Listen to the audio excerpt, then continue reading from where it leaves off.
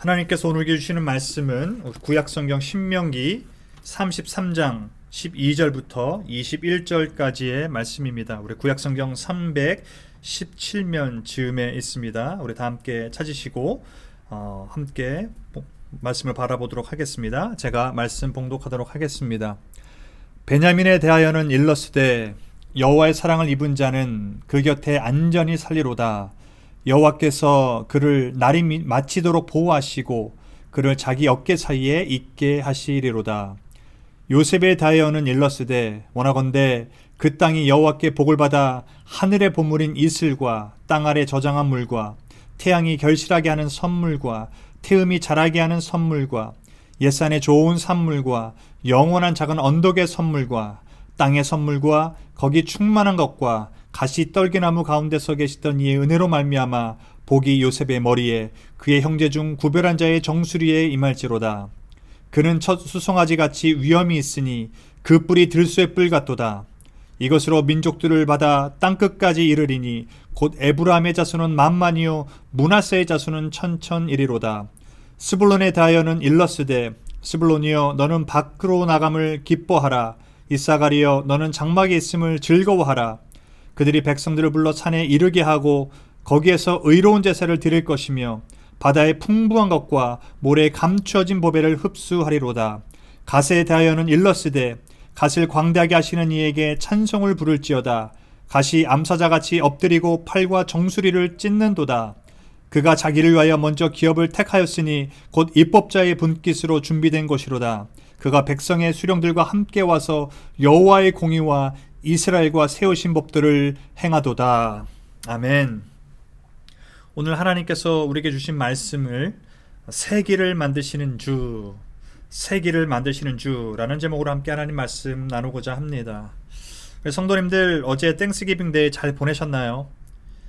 올해는 예년과 달라서 우리 가족들이나 혹은 친지와 만나는 것도 너무 조심스럽고 힘들어진 가운데 우리 추수감사절을 지났습니다. 그래서 모인 숫자 또 얼마나 풍성하게 나는 음식이 있었느냐에 집중하기보다는 오히려 그곳에 변함없이 나와 함께 계신 하나님으로 감사한 날이 되셨기를 간절히 소망합니다.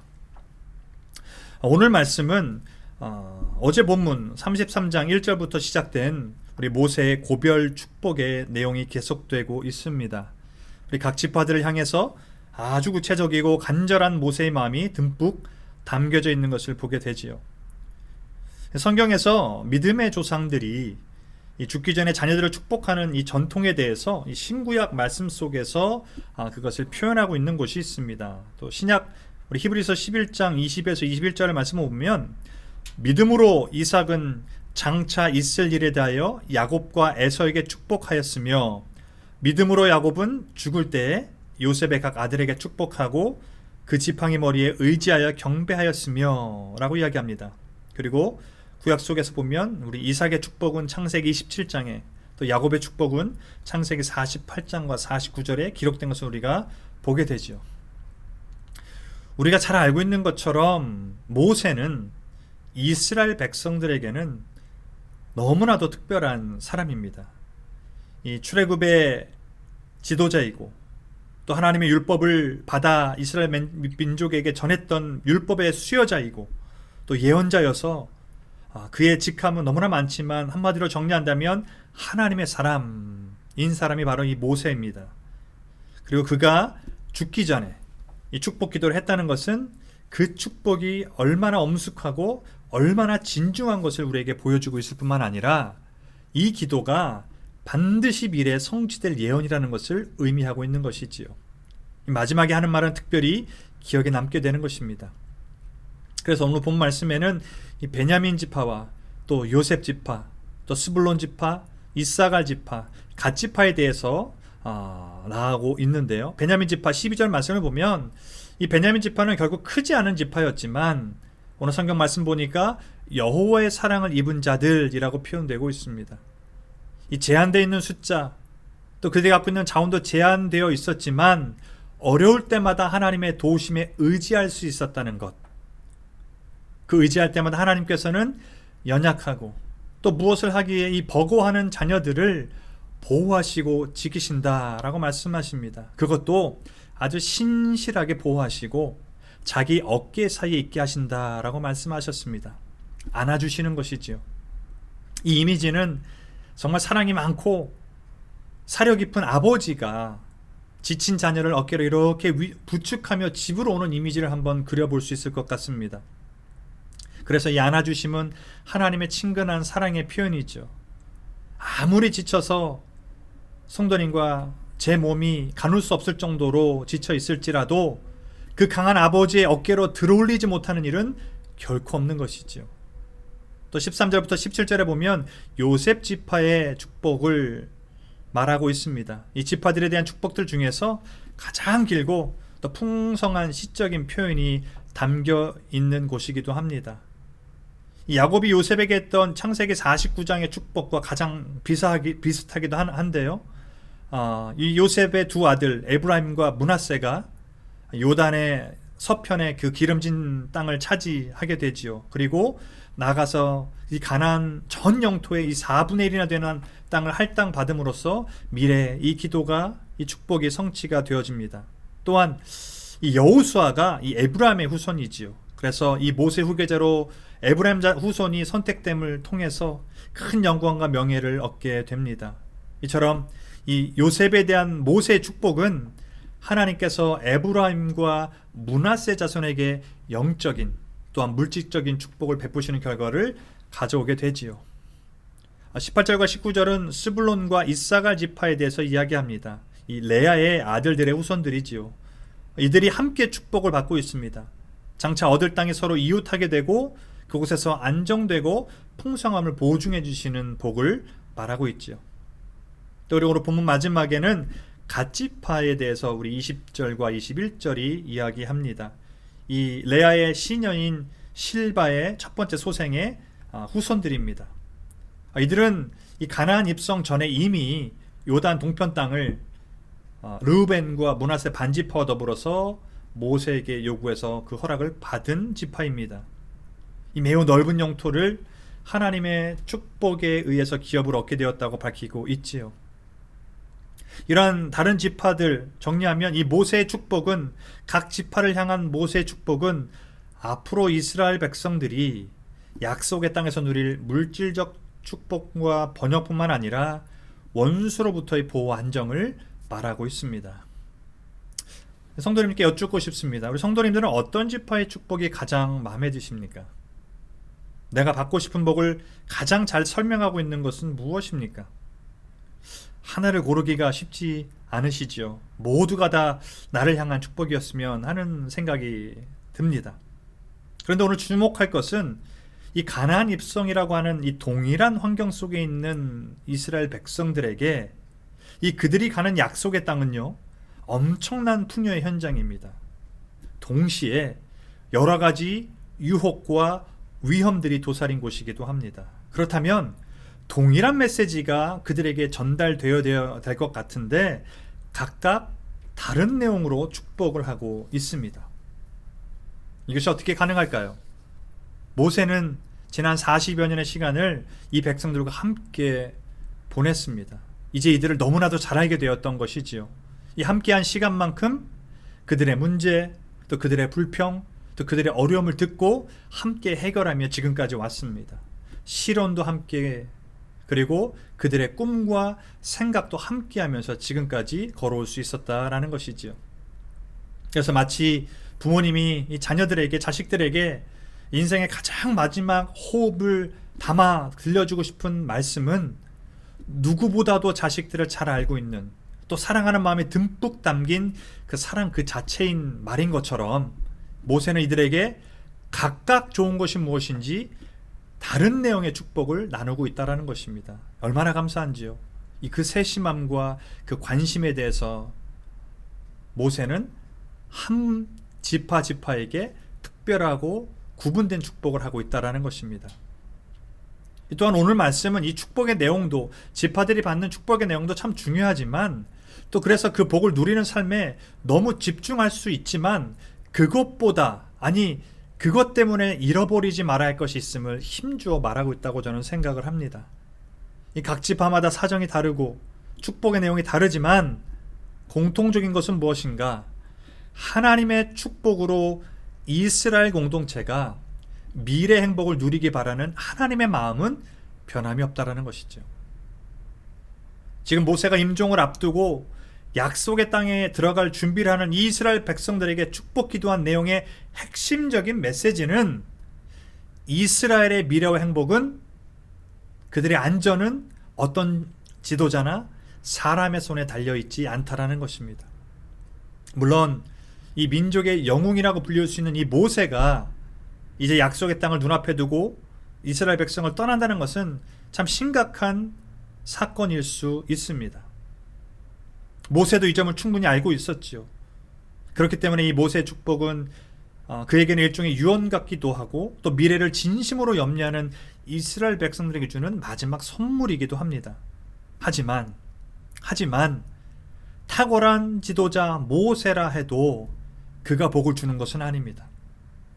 언제나 기억해야 할 것은 무엇이죠? 사람을 의지하지 말고 하나님을 의지하고 하나님께만 소망을 두어야 한다라는 것입니다. 이 축복은 천지 만물을 창조하시고 또 세계 역사를 홀로 주관하시는 하나님 손에 전적으로 달려있다는 사실을 잊지 않으시기를 주님의 이름으로 축원합니다. 지금까지 이스라엘 백성들을 보면 이 거로운 광야의 여정에서 경험했고 또 앞으로도 가야 할 여정에서도 동일한 것, 그것은 바로 하나님께서 친히 그들을 품에 안으시고 약속의 땅을 향해 앞장서신다라는 것입니다. 세계를 만드시는 주, 여기서 강조되어야 될 것은 우리의 시선은 새 길이지만 돌파구이지만 여기서 강조하는 것은 그것을 만드시는 이가 누구라는 것이죠? 주 하나님 예수 그리스도, 이곳에 우리의 강조가 있어야 한다는 것입니다. 앞으로 이스라엘 백성들은 모세 없이 요단강을 건너겠지만 하나님 없이 여행하는 것이 아닙니다. 성경에서 축복할 수 있는 주체는 누구입니까? 하나님 한 분뿐입니다. 그런데 인간이 축복의 주체가 될 때 그 의미는 그 인간이 축복을 주는 주체가 되는 것이 아니라 하나님께서 복을 내려주시도록 간절히 소원하고 기도한다는 의미가 되어지는 것입니다. 오늘 이 신명기 33장 12절부터 21절을 통해 이번 달까지 신명기 말씀을 마무리하게 됩니다. 우리 다음 주부터는 특세가 있기 때문에 이 신명기의 평세는 오늘이 마지막이 되어지는데, 그렇다면 이 신명기의 주제는 무엇입니까? 무엇이었습니까? 이 처음부터 마지막까지 출애굽한 이스라엘이 광야 생활을 거쳐서 약속의 땅인 가나안에 들어가서 어떻게 살아야 하는가라는 문제를 다루고 있습니다. 그 대답은 한결같았습니다. 하나님의 백성은 하나님이 지시하는 말씀에 따라 살아야 하고 하나님의 축복하심으로 살아야 한다라는 것입니다. 믿으십니까?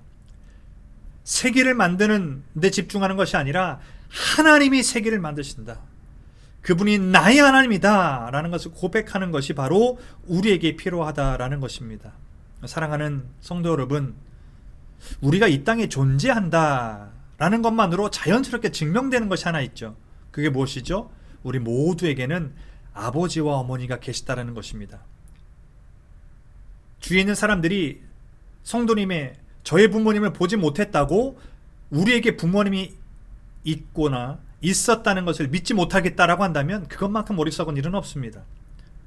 마찬가지로 우리가 하나님의 자녀라고 고백한다는 것은 우리 모두에게 하나님이 우리의 아버지라는 것을 인정하는 것이죠. 더 구체적으로 말한다면 그분이 있기에 우리가 있다는 것입니다. 그 하나님은 이 광야 같은 이민의 삶 속에서 우리 성도님과 우리 모두의 삶을 동행하시면서 길을 만드시고 기적을 행하시고 약속을 지키실 뿐만 아니라 칠흑 같은 어둠 속에 빛이 되시는 분이십니다. 아멘이시죠?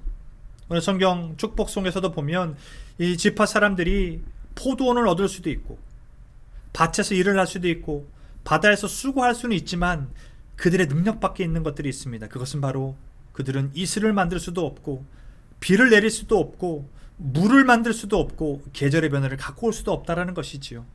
모든 것이 하나님의 손으로 지어졌고 그 하나님을 전적으로 의존하고 따르는 것이 중요하다라는 것입니다. 나보다 나를 더 잘 아신 하나님께서 오늘도 저와 성도님에게 말씀을 통해 함께하고 계십니다. 그리고 우리가 이렇게 엎드리고 기도할 때 그 기도를 통해 우리 삶의 필요와 하나님의 마음을 나누고 계신 줄로 믿습니다. 2020년은 그 어느 때보다 이 역사에 꼭 기록될 만한 해라고 이야기합니다. 그런데 그 기록이 이 힘들고 어려웠던 시간과 아픔과 탄식으로만 기록되는 역사가 아니라 반드시 광야의 길을, 그 사막에 강을 내신 하나님과 함께 역사를 만들어가는 올해로 기록되기를 주님의 이름으로 축원합니다. 우리에게 있어서 세계를 만드시는 것도 중요하지만 오늘 말씀을 통해, 오늘 이 신명기 말씀을 통해 세계를 만드시는 주, 나의 하나님이 강조되시길 간절히 소망합니다. 우리 다음 주부터 2주간 우리 연말 특별 새벽 부흥회가 있습니다. 세계를 만드시는 이, 내 경험도 아니고 나의 의지도 아니고 나의 생각이 아니라 오직 예수 그리스도이신 것을 믿습니다. 새 길이 복이지만 주님이 만드신다는 것을 우리가 기억한다면 오늘 걷는 이 길이, 광야 같은 이 길이 하나님 안에서 복된 길이 될 줄로 믿습니다. 수많은 기도 제목들이 나눠질 때 우리 성도님의 기도 제목 또한 함께 나눠지시길 간절히 소망합니다. 그리고 그 나눔 자체가 기도의 첫 출발점이 되시길 간절히 바랍니다. 그래서 새 길을 만드셔서 그 길에서 보물과 선물을 맛보게 하실 그 하나님의 특별한 사랑을 체험하시는 우리 모든 성도님 되시기를 주님의 이름으로 간절히 소망하고 축복합니다. 다 함께 잠시 두 가지 기도 제목을 함께 먼저 기도하신 후에 우리 계속해서 개인 기도의 시간을 갖도록 하겠습니다. 우리 첫 번째 기도 제목은 우리 거친 광야 같은 삶의 현장을 걷고 있지만 그 길을 인도하시는 이가 하나님이시기에 감사하게 하시고 신실하게 보호하시고 안아주신 하나님을 경험하며 삶 속에서 세밀하게 일하셔서 세계를 만드시는 하나님을 만나고 그 주님과 동행하는 하루가 되게 하여 주옵소서. 우리 두 번째 기도 제목은 이 코로나 사태 속에서 경제적인 어려움 속에 있는 분들, 건강과 신분과 정서적이나 영적으로 힘겨워하는 모든 이들에게 하나님의 사랑이라고 하는 진정한 백신이 임하게 하여 주시고, 또한 나아가 이 코로나 백신과 치료제가 개발되어서 또 전파되어서 많은 사람을 살리는 날이 속히 오게 하여 주옵소서. 우리 두 가지 기도 제목 놓고 함께 기도하신 후에 개인 기도로 나아가도록 하겠습니다.